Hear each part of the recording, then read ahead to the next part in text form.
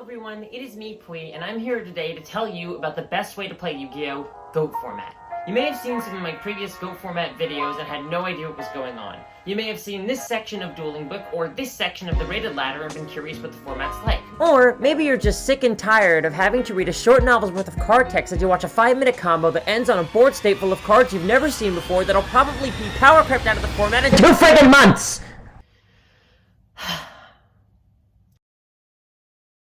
If any of these apply to you, you've come to the right place. I present to you a crash course on everything GOAT format, how you play, why you should play, what decks and strategies the format to choose from, and much more. You may be wondering, Pui, why make an intro to GOAT format when so many have already been made? Well, despite what you may have been led to believe, GOAT format is far from the same control mirror played over and over again by the same 3 older dudes at the corner of your local game store. As someone who's been competing in the format for over a year and a half now, I can tell you that the format is bigger than ever and a lot has changed. Be sure to watch to the end of the video so I can showcase you the new top decks of GOAT format and show you how to get involved with the world's best GOAT format players and the most prestigious tournaments. Without further ado, let's start by answering the question, what is GOAT format? GOAT format is a retro format, played with the exact ban list, rulings, and available card pool of a given era of competitive play.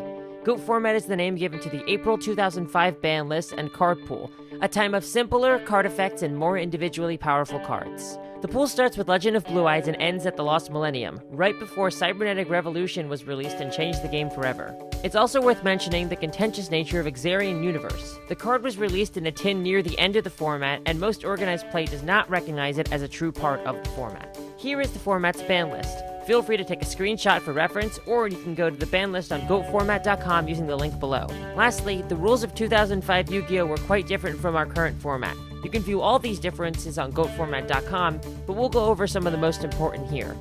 Rule 1. The first turn player draws a card. This means that you'll almost always want to go first no matter what deck you're playing. Rule 2. There is no limit to the number of monsters that can go in the extra deck. On Dueling Book, this is achieved via a little plus button near the X button on the extra deck window. As long as you have even one monster in the deck, you can name any monster and add it to your extra deck mid-duel. No need to sweat how your extra deck is built, and no need to buy more than one extra deck's worth of fusions if you're playing in paper. And rule number 4, Ignition Effect Priority. This difference is a pretty well-known one that really helps define the feel of playing GOAT format. It means that if a monster is summoned during a main phase, the player who has the right to activate a monster's ignition effect is a Chain Link 1. For an easy example, let's look at Exiled Force versus Ring of Destruction. By today's standards, my opponent can use Ring of Destruction in the window where my force is summoned before that monster can use its effect. In GOAT format, however, I may maintain priority to sacrifice Exiled Force before the ring ever has a chance to touch it. Other monsters that take advantage of this include Blackluster Soldier, Envoy of the Beginning, Chaos Sorcerer, Tribe Infecting Virus, and Abyss Soldier, to name a few.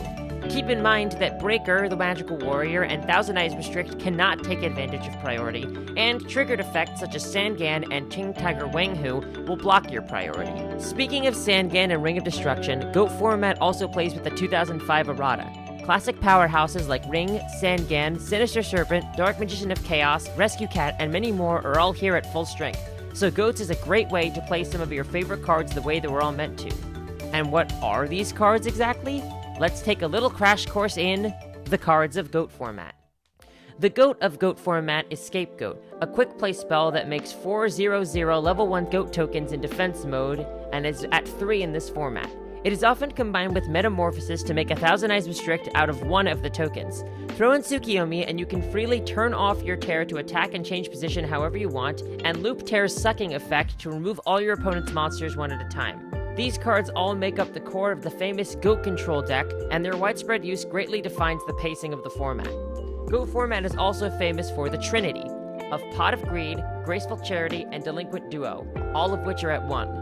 These broken cards are run in nearly every deck, as well as Heavy Storm, Mystical Space Typhoon, Snatch Steal, and Card Destruction and Premature Burial to a lesser extent. Because the format is defined by such powerful spells, many decks opt to run 2 to 3 Magician of Faith to recur these effects and overwhelm their opponent. Trap cards have a similar trinity of Mirror Force, Torrential Tribute, and Ring of Destruction, all at 1. The widespread use of Mirror and Torrential punishes overextension, meaning players must work to play around them if they don't want to lose everything they worked so hard to build before they've won.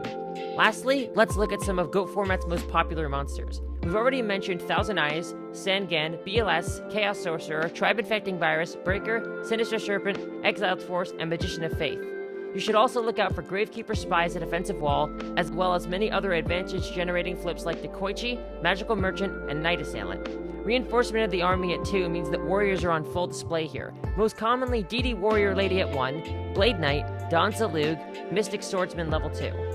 Lastly, keep in mind that recruiters are quite a powerful option, especially Mystic Tomato, Giant Rat, and Shining Angel. Any monster within these attributes with 1,500 or less attack may have a decent shot as a recruiter target. As you can probably tell, the cards played in GOAT format are hardly the combo-centric playmakers, disruptors, and hand traps of today's Yu-Gi-Oh! Things are taken at a much slower pace, with each individual card having much more impact on the board. One false step and the tide of the game may be reversed on you at a moment's notice, so you have to plan your moves ahead and think about when and how you're going to present your threats and answer your opponents. You may also notice that these cards are ridiculously cheap, and that the GO format card pool never changes. Few cards are at all expensive, and at lowest rarity, you should be able to buy a deck for under $60 that you'll never have to change a single card of. So by now, you should be foaming at the mouth over this format, and perhaps you may be asking, what kind of decks can I play? Lucky for you, I'm more than happy to answer. It's time to take a look at the decks of GOAT format. Let's start off with the format's namesake, GOAT Control. GOAT Control makes use of the aforementioned Goats and Meta combo along with Tsukiyomi to control the board. It uses many of the aforementioned power cards like Breaker, Virus, Sangan, level 1 flips to go with your meta, such as Faith, Merchant, and Dark Mimic level 1, and a couple of tribute monsters, usually Air Knight, Parshath, or Zaborg. To top things off, we have BLS, which we can usually summon off Tears and a light flip. In addition, they often use some amount of Book of Moon to reset flips, reset Tears, and disrupt opponents. You have effective tools for card advantage, disruption, and ultimately closing out the game. Pretty good, huh? Wrong! While GOAT Control was the top dog for quite a long run, it is not in fact the best deck in GOAT format, and it is unable to move as fast as some of the format's other strongest decks. The deck certainly still has a place in the meta, but they are often built special to the needs of the specific player or meta. Much more common is this deck, Thunder Dragon Chaos Control. The deck operates similarly to GOAT Control, only instead it makes use of Thunder Dragon to easily move light monsters into the graveyard, allowing it to not only play BLS but also Chaos Sorcerer. With T-Dragon Sorcerer in the deck, Metamorphosis becomes more powerful. At level 5 you can make Dark Balter, Fiend Skull Dragon, and Reborn the Nightmare. And at level 6 you can make Ryu Senshi, Darkblade the Dragon Knight, and Ojama King. The deck also uses 3 Royal Decree over any other trap as a way to shut down other decks' heavy back row, relying on Scapegoat and Book of Moon for protection. You may be asking yourself why the top deck of GOAT format would play Royal Decree if everyone else is too. And the answer is that Chaos Control is also not the best deck in GOAT format. That would be this monster right here, Chaos Turbo. This deck takes the Thunder Dragon Chaos concept even further by trying to get it as fast as possible, making use of Upstart Goblin, Card Destruction, and even Jar of Greed. They play a ton of flip monsters, all of which net some kind of advantage when flipped. The use of Thunder Dragon and Serpent allow the deck to use flexible discard removal like Regeki Break and Phoenix Wing Windblast, and they often make use of Solemn as a flexible negate. Builds vary wildly, but if you see Thunder Dragon, a bunch of flips, and a bunch of back row, then you know what you're up against. This is the most common deck in GOAT format today, and between this and the flip-heavy control decks, almost every deck plays 2 Noblemen of Crossout to efficiently deal with set monsters. A deck quite good at dealing with Turbo is the aggressive Warrior deck. Warrior is the best and most flexible deck at putting quick offensive pressure on their opponent, while using a diverse toolbox of Warrior monsters searchable by reinforcement of the army to deal with any situation. Warriors create a simplified board state and beat down with beefy normal summons like Blade Knight and Kaiku the Ghost Destroyer, while setting heavy trap lineups to keep the opponent from ever recovering. And last but not least, let's look at my favorite GOAT format deck, Panda Burn. While Turbo won the first ever GOAT Format World Championship in 2020, the Rogue favorite not only won, but took 3 of the top 8 slots in Worlds of 2021. It uses the namesake Gyaku Girei Panda combined with Ojama Trio to lock down the board and deal big swaths of piercing damage. Then it closes out the game using Secret Barrel, Just Desserts, Ceasefire, and Ring of Destruction. If you want to know more about Panda Burn, you can check out my video on the deck here. These are some of the top decks of the format, but there are many other decks you can play with and win, such as Reasoning Gate Turbo, Cyberstein OTK, Chaos Return, Bazoo Return, Zombies, Empty Jar, Rescue Cat OTK, and so many more. You can find out more about these decks and others at goatformat.com, and consider subscribing to my channel where I show off deck techs and gameplays for spicy competitive decks all the time. So now you know the rules, you've picked your deck, and you're ready to give the format a shot, because honestly, why wouldn't you be? Now, where do you play?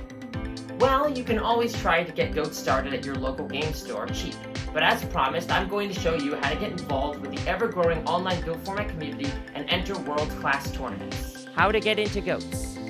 Most of today's GOAT is played on Dueling Book and organized via Discord. You'll want to start by making a Dueling Book account and going to the deck builder to make your first deck. Click this button so the card search only shows GOAT cards, and this button so that you can add cards that are banned and restricted in the current format. Alternatively, you can use one of the links in the description below to download a deck, then upload it with this button here. Once that's done, you can get right into playing on Dueling Book, or head over to the goatformat.com Discord using the link in the description below. This server has a ton of resources to help you improve your game, and is the organizing site for the most prestigious GOAT format tournaments. If you want more information, all you have to do is ask. And who knows, you may even run into me.